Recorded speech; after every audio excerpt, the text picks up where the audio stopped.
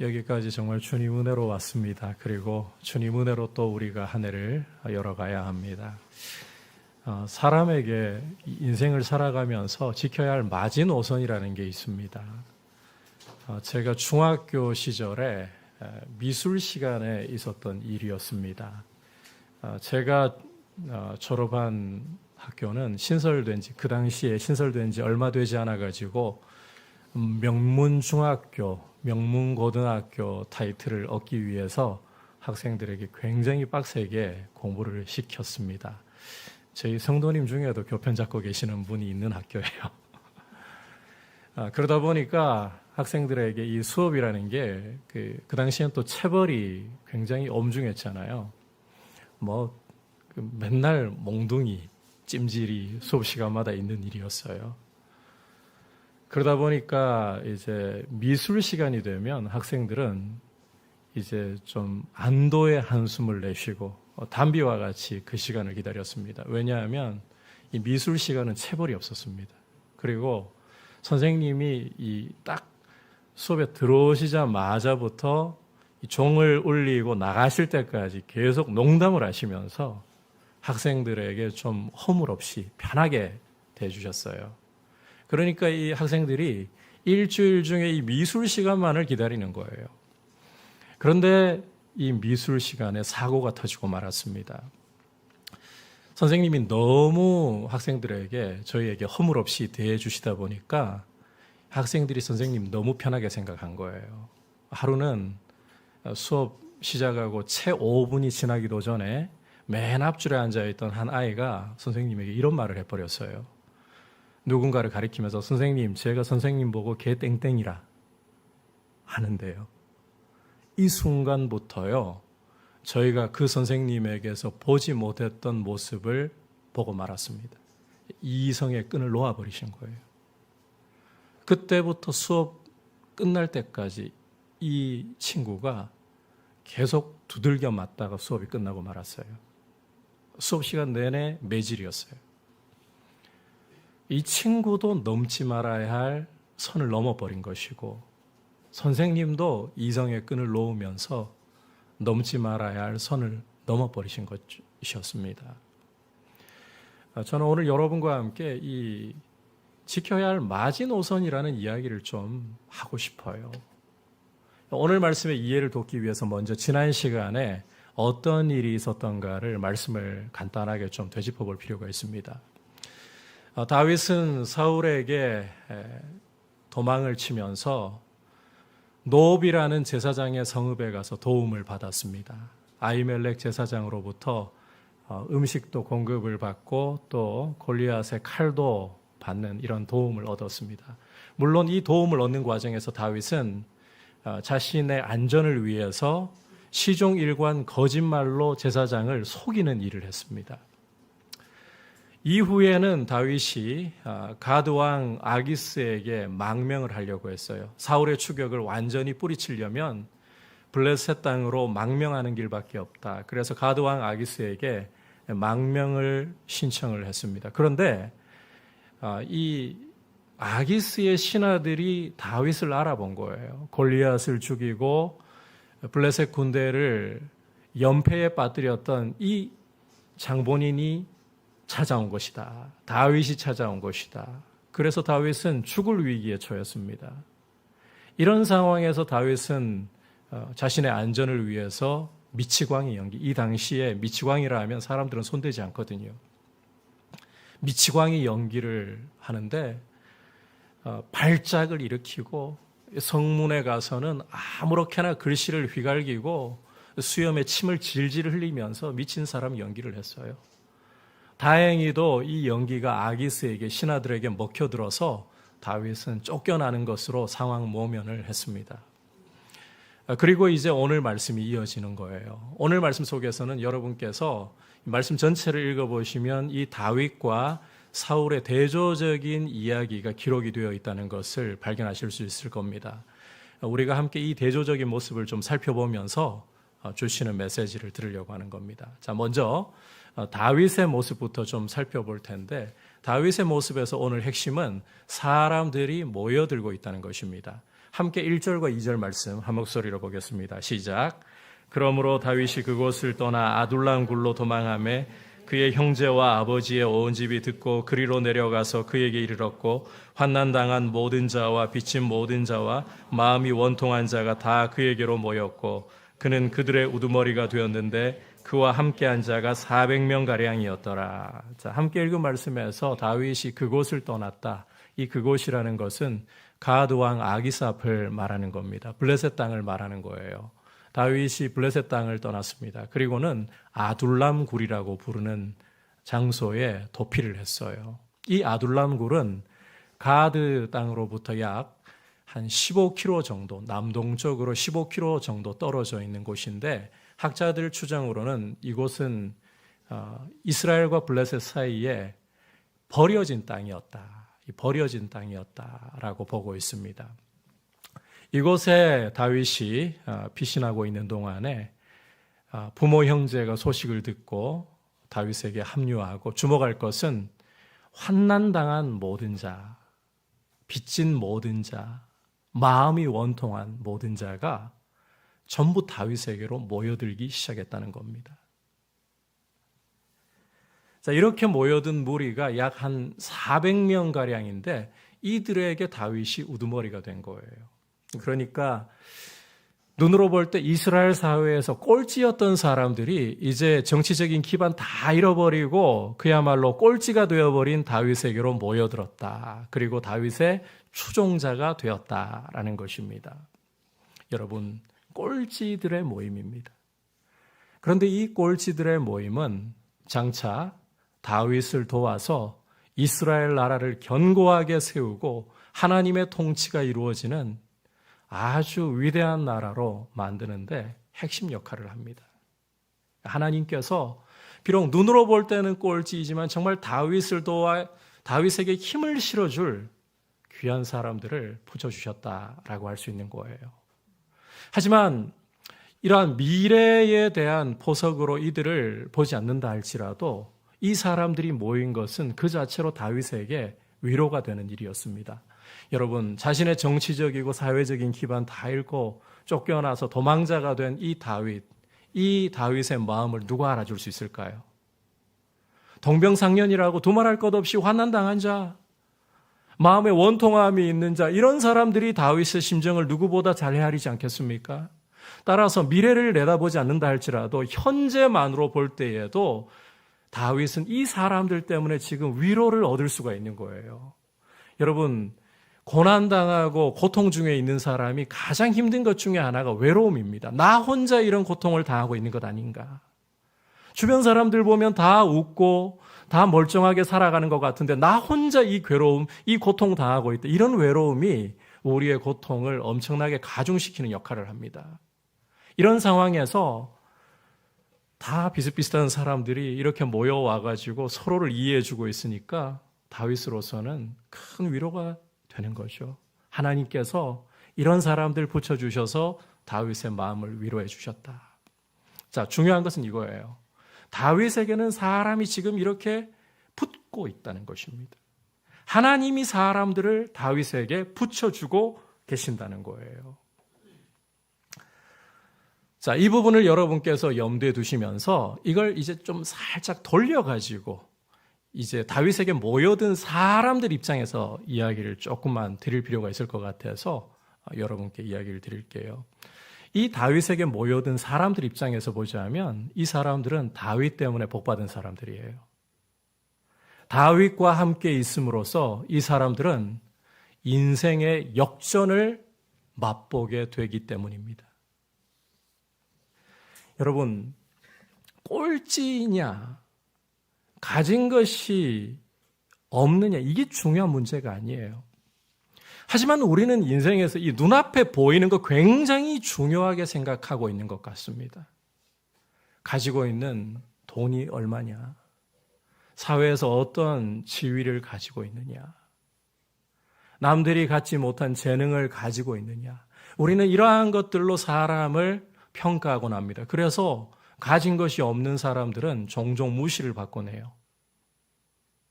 그런데 인생살이에서 여러분께 중요하게 좀 강조하고 싶어요. 정말 중요한 게 무엇이냐?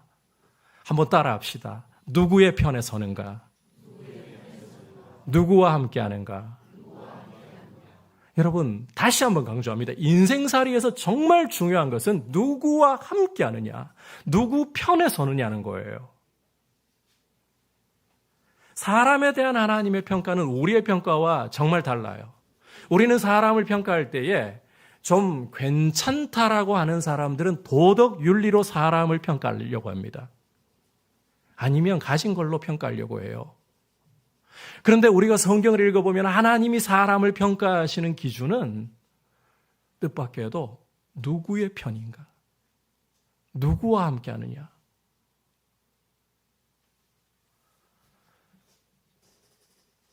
간단하게 이렇게 이야기할 수 있어요. 편먹기를 정말 잘해야 된다는 거예요. 하나님 보시기에는. 하나님 편에 서 있는 게 중요해요. 하나님과 함께 하는 게 중요한 거예요.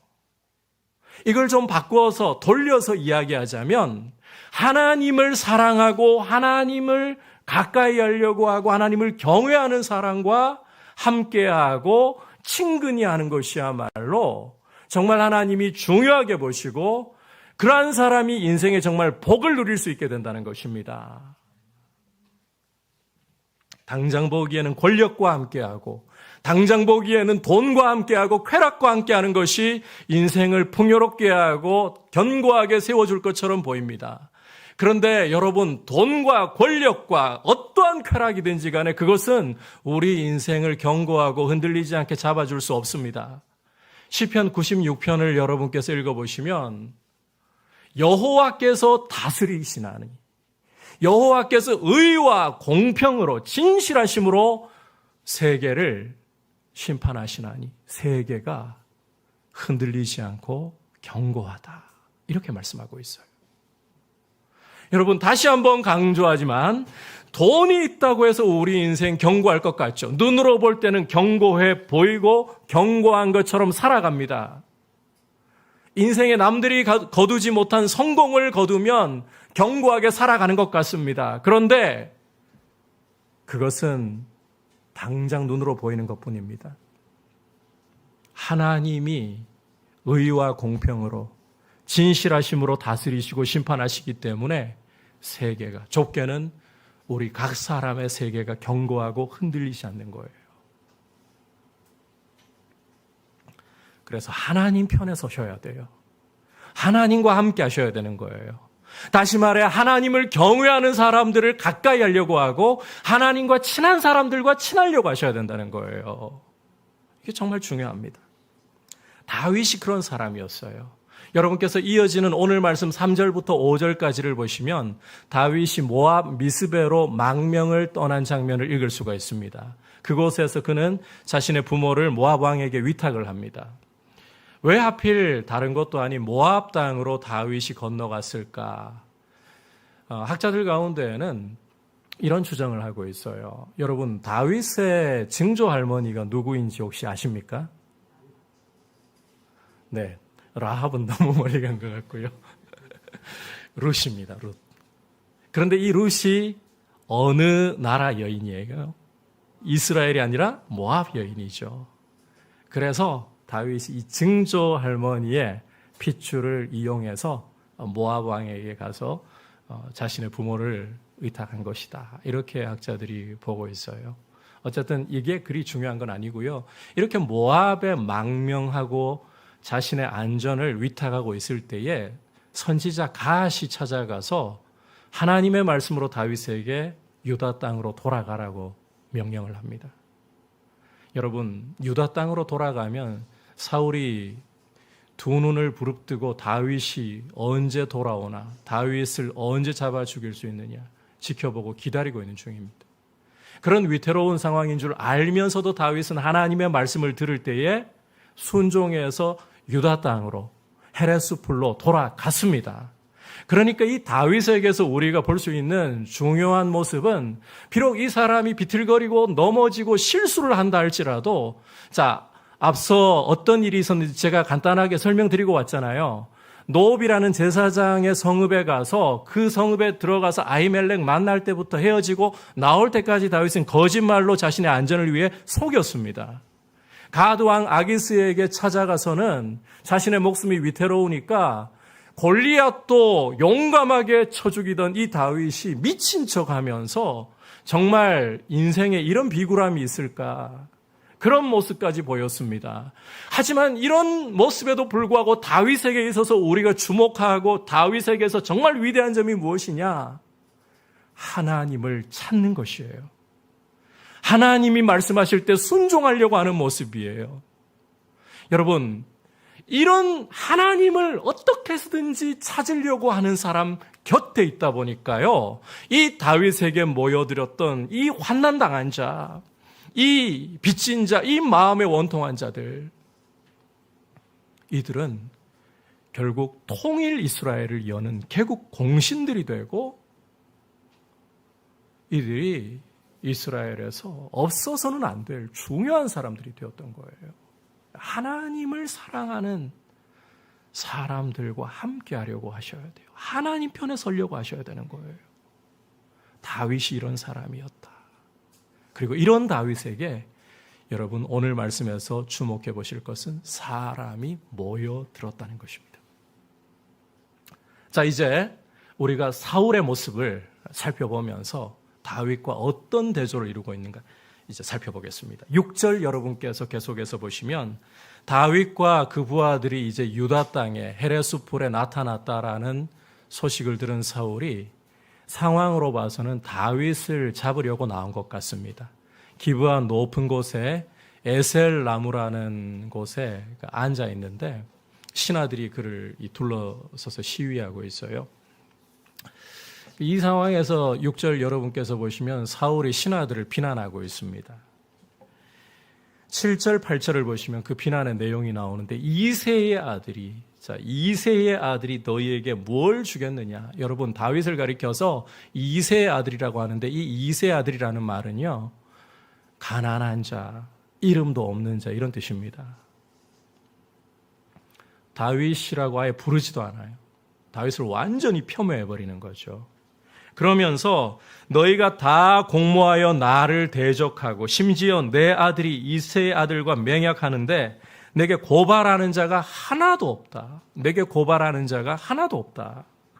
나를 위해 슬퍼하거나 내 아들이 내 신하를 선동해서 오늘이라도 매복했다가 나를 치려하는 것을 내게 알리는 자가 하나도 없다. 나를 위해 슬퍼하는 자도 내게 알리는 자도 하나도 없다. 이렇게 비난을 하고 있습니다. 여러분, 이 비난을 통해서 우리가 사울에 대해 엿볼 수 있는 사실 한 가지 중요한 게 있어요. 그게 뭔가요? 왕이기 때문에 지금 신하들이 사울 곁에 있습니다. 사람들이 사울 곁에 있습니다. 그런데 정작 사울에게 마음을 주는 이가 있다 없다? 없다는 것입니다. 심지어 사울의 장자인 요나단조차도 아버지이기 때문에 그 부정 때문에 함께하고 있지만 그 마음은 사울 편이 아니라는 거예요. 여러분, 앞서 다윗의 경우 어땠습니까? 사회적이고 정치적인 기반 다 잃고 도망자 신세가 되었잖아요. 사회에서는 꼴찌가 되어버렸잖아요. 그런데 이 꼴찌 다윗, 이 가진 것도 없고 이제는 도망자에 불과한 이 다윗에게는 어떤 일이 일어났습니까? 사람들이 모여들었고 사람들이 붙었어요. 그런데 왕이고 모든 것을 가지고 있는 이 사울에게는 주변에 언뜻 보기에는 사람들이 있지만 그들의 마음은 사울과 함께하지 않습니다. 심지어 요나단조차 그 마음은 아버지 편이 아닌 거예요. 참 대조적이죠. 사울이 하나님을 버리고 그 말씀을 버리니까요. 하나님이 사울을 버리시니까요. 지금 사울 주변에는 몸은 있지만 사람들의 마음이 떠나고 있어요. 이게 얼마나 대조적입니까? 이런 걸 보면 하나님 편에 서지 않고 하나님 버리는 일이 얼마나 경계하고 두려워해야 할 일인가. 왕의 자리, 여러분, 이 당시 최고의 자리 아닙니까? 그러나 이 최고의 자리를 부러워할 수가 없어요. 그게 사울 신세라는 거예요. 여러분, 성도는 이런 모습을 보면서 세상이 좋아하고 따르는 길을 추구하려 해서는 안 됩니다. 하나님이 여러분들에게 돈을 맡겨주시면 여러분, 돈을 충분히 벌고 저축도 하십시오. 그러나 돈의 꽁무니를 따르지는 마십시오. 여러분들에게 남들이 오르지 못할 지위를 준다고 해도 그것이 죄 짓게 하고 하나님께로부터 멀어지게 한다면 지위에 여러분들의 목을 매달지 마십시오. 하나님 편에 서 있고 하나님과 함께하는 것, 이것이 여러분에게 있어서 마지노선이 되어야 하는 거예요. 세상 따라가고 세상의 기준을 받아들이다가 우리의 영혼은 망가집니다. 하나님의 마음이 떠나시면요, 사람들이 우리 곁에 붙어 있는 것 같아도 우리를 등쳐먹고 이용하려고 하는 사람들이 있고 죄에 빠뜨리려고 하는 사람들이 있지, 정말 진실하고 여러분 사랑할 사람들이 자꾸 없어져 가요. 그런 길 걸어서는 안 된다는 거예요. 이제 여러분 다시 말씀으로 좀 돌아와서 사울의 모습을 좀 더 살펴봐야 합니다. 이제 앞으로 성경 기자가 보여주는 사울의 모습은 선을 넘어도 완전히 넘어버리는, 돌이킬 수 없는 강을 건너버리는 모습으로 드러나고 있습니다. 무슨 일인가 하면 사울이 제사장 아히멜렉과 함께 노비라는 제사장 성읍 전체를 진멸해버리는 사건이 일어나기 때문입니다. 자, 여러분께서 9절과 10절을 보시면 에돔 사람 도액이 이제 사울이 앞서 신하들 비난했다 그랬잖아요. 나한테 고발하고 나를 돕는 자 하나도 없다. 심지어 내 아들도 나의 편 아니다. 이렇게 비난하고 있는데 이때 한 사람이 앞으로 나섭니다. 바로 에돔 사람 도액이라는 자예요. 여러분께서 사무엘상 21장을 읽어보시면, 오늘 앞장을 읽어보시면 이 도액이라는 에돔 사람이 다윗이 노베에 가서 아히멜렉에게 도움받을 때 바로 그 현장에 있었다는 것을 읽을 수가 있습니다. 이 사람이 사울에게 다윗과 아히멜렉 간에 있었던 일들을 다 고해 바치는 거예요. 이 때문에 제사장 아히멜렉이 사울 앞에 소환되어 옵니다. 자, 그리고 13절 여러분께서 보시면 사울이 분노에 차서는 네가 어찌하여 이새의 아들과 공모하여 나를 대적하였느냐, 이렇게 추궁을 하고 있어요. 그런데 이 아히멜렉은 14절과 15절 여러분께서 읽어보시면 영문을 모른 채 불려왔습니다.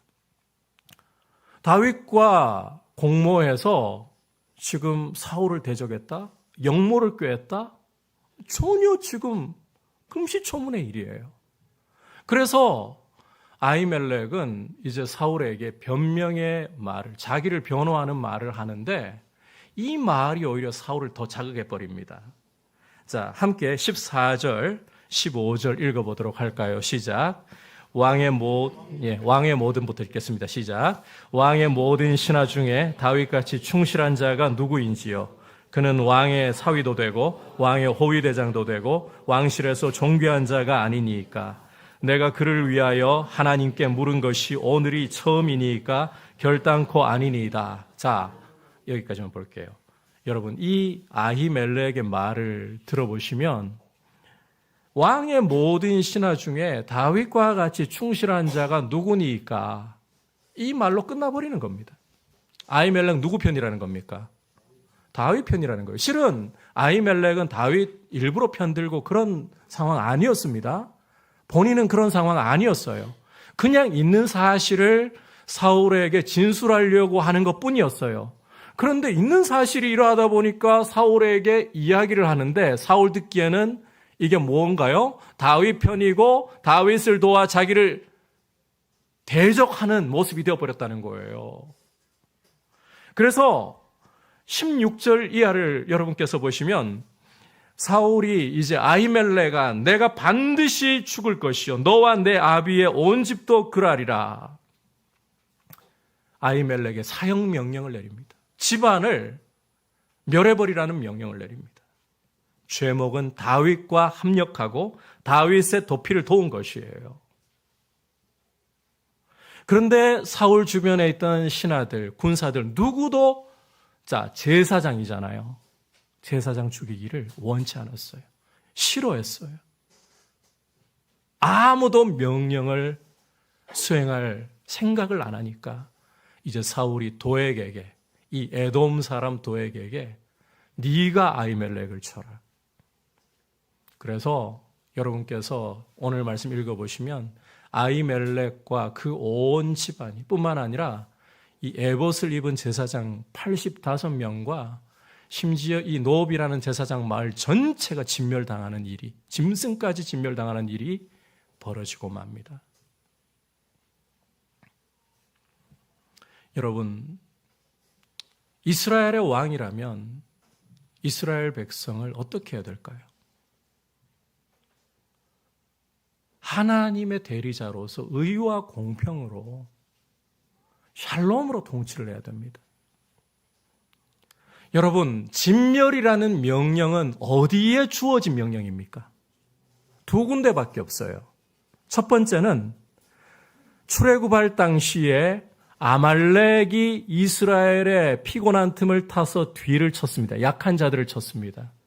그래서 여러분께서 출애굽기 17장을 읽어보시면 여호와께서 아말렉과 대대로 싸우시리라. 신명기 25장을 읽어보시면 이 아말렉을 진멸하라고 하셨어요. 그 다음으로 진멸이라는 명령이 내려진 것은 하나님의 백성을 유혹해서 타락하게 만들고 하나님께로부터 떠나게 만들 가나안 7부족, 그들은 진멸하라. 이스라엘 백성에 대해서는요, 하나님의 대리 통치자라면, 이스라엘 왕이라면, 다시 한번 말씀드리지만 의와 공의로서 샬롬으로서 다스려야 되는 거예요. 그런데 지금 사울은 이스라엘 백성을 진멸하고 있습니다. 그것도 제사장들을 진멸하고 있습니다. 여러분, 이 제사장들이 어떤 사람들인가요? 구약 시대에는 이스라엘 백성이 하나님께 나아가기 위해 제사장들을 통해서, 제사장들이 그들의 죄를 짊어지는 것을 통해서 그렇게 나아가야 했습니다. 그런데 이와 같이 하나님께 나아갈 수 있는 통로가 되는 사람들, 하나님과 사람 사이에 다리 역할을 해주는 사람들을 진멸해버렸다. 이게 무슨 뜻입니까? 죄사함과 하나님께 나아가는 길을 막아버렸다는 거예요. 잘라버렸다는 거예요.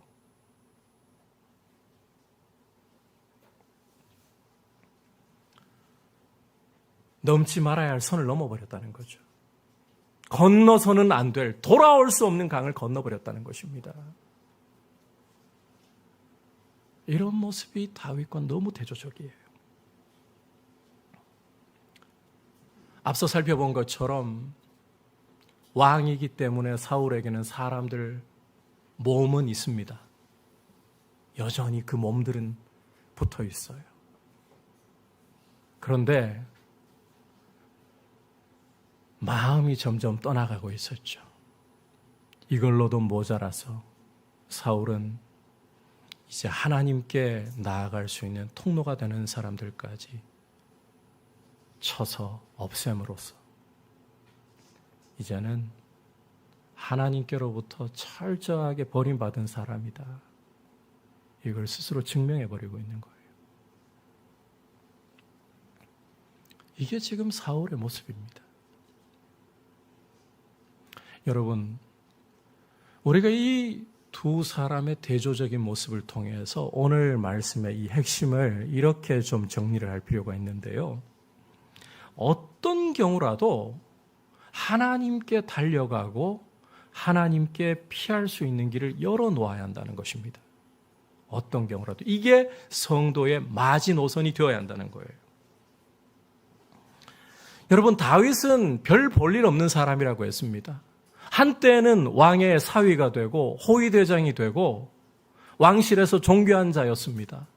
하지만 오늘 우리가 보고 있는 다윗, 쫓겨나서 이젠 정치적인 기반, 사회적인 기반 다 잃고 도망자, 사회에서 꼴찌가 되고 말았습니다. 게다가 비틀거리고 실수가 많은 사람입니다. 여러분, 아히멜렉에게 가서 시종 일관 거짓말을 하면서 자기 안전을 지키려고 했잖아요. 그리고 이것이 어떤 결과를 초래했습니까? 나비 효과를 불러왔잖아요.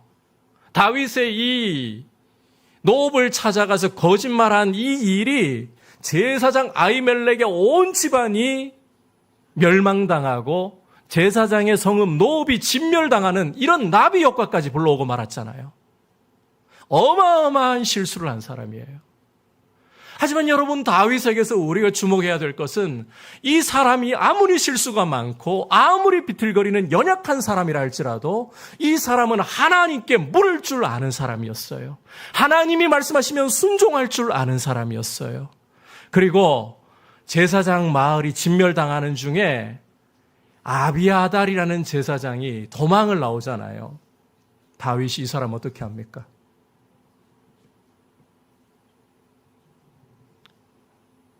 내 책임이기 때문에, 이 제사장들이 죽은 것이 내 책임이기 때문에 내가 너를 책임질게. 아비아달과 함께 하잖아요. 제사장을 보호하잖아요. 정말 다르죠? 그러니까 다윗은 다른 건 몰라도 이 점에서만큼은 분명했다는 겁니다. 하나님 편에 서려고 하는 사람, 하나님을 찾으려고 하는 사람, 어떤 일이 있어도 하나님께 달려가려고 하는 사람이었다는 거예요.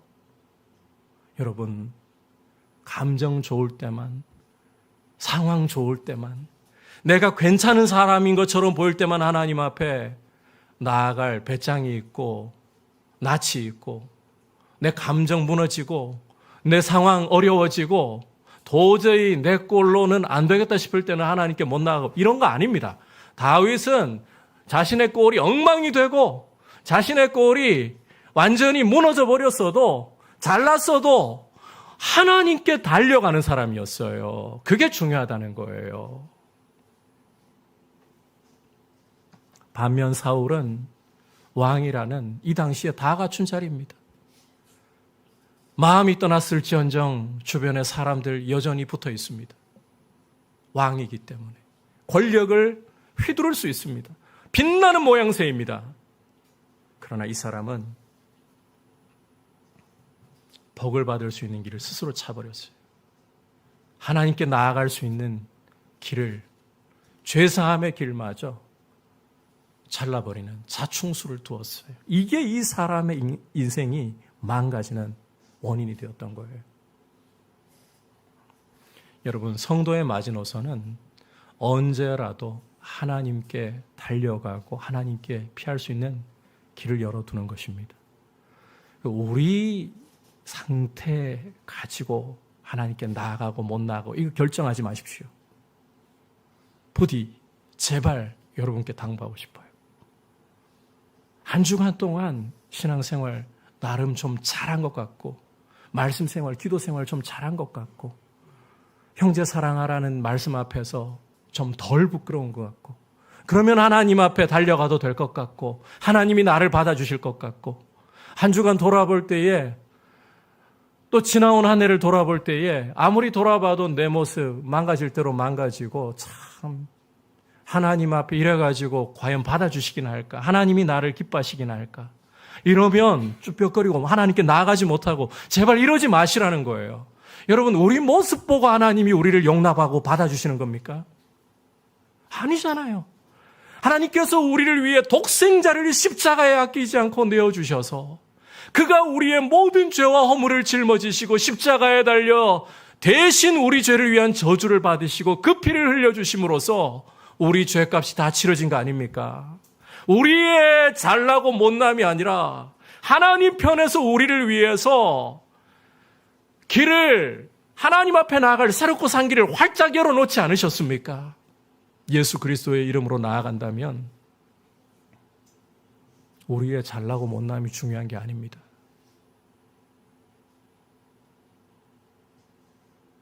따라서 여러분, 우리 편에서 제발 하나님께 나아가는 거 열고 닫고 하려고 하지 마십시오.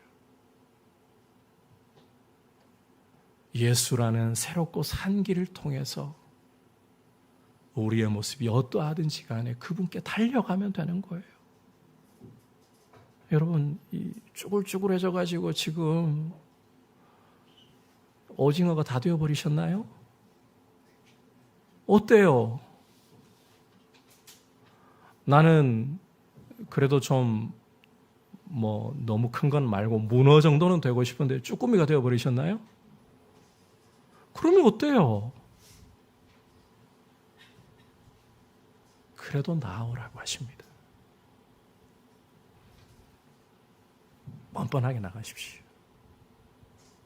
내 모습이 이러하기 때문에 더 주님 필요하다고 하고 달려나가십시오. 여러분, 하나님 편에 서 있으려고 하고 어떠한 상황에서도 하나님께 달려가 하나님께 자신의 기쁜 일이든 슬픈 일이든 즐거운 일이든 괴로운 일이든 아뢰일 수 있는 사람은 아무리 골짜기에 떨어져도 하나님께서 가장 높은 곳에 서게 하실 줄 믿습니다. 그러나 가장 견고하고 높은 산에 서 있다고 할지라도 하나님을 버리고 하나님 편에 서지 않는다. 그 높은 곳이 구덩이가 됩니다. 추락해 버려요. 이게 성경이 우리에게 보여주고 있는 인생살이에요. 성도의 마지노선은 하나님 편에 서려고 하는 것. 어떤 경우라도 여러분 모습 여미고 옷을 좀 여미고 옷을 좀 새롭게 갈아입고 아니요. 다 알고 계시는 아버지 앞에 예수 그리스도를 의지하고 예수님 때문에 저 달려갑니다. 이래서 저는 하나님 더 필요하다니까요. 이래서 저 하나님 없으면 안 된다니까요. 그렇게 달려가는 이게 마지노선이 되게 하십시오. 이런 사람은 반드시 인생에 하나님이 주시는 역전이 따라올 줄 믿습니다.